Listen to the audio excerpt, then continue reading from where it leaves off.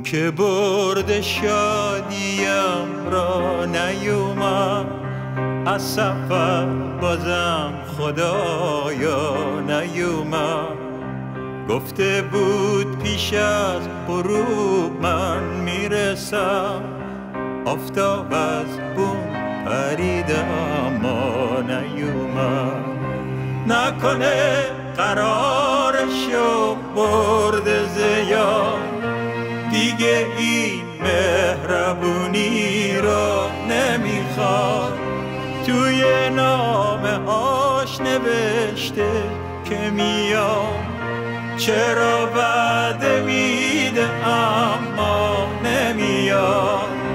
بس که انتظار کشیدم، به خدا خسته شدم. خسته از این درای بسته شدم. بس که انتظار کشیدم، به خدا خسته شدم. خسته از این درای بسته شدم.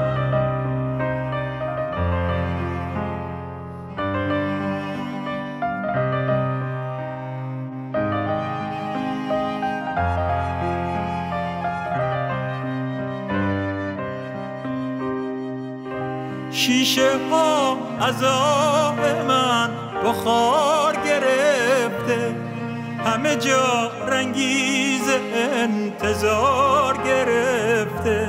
عطر نامه‌هاش پیچیده تو اتاقم، خونه از یادش بوی بهار گرفته.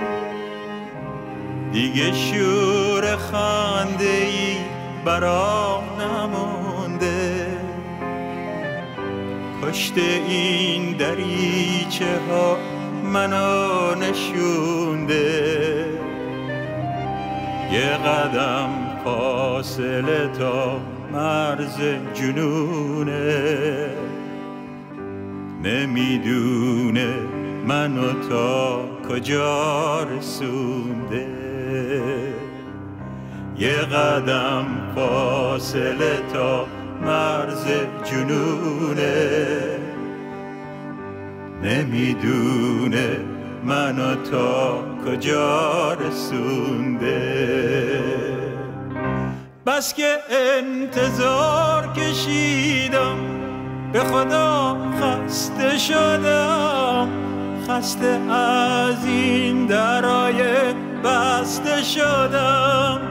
بس که انتظار کشیدم، به خدا خسته شدم.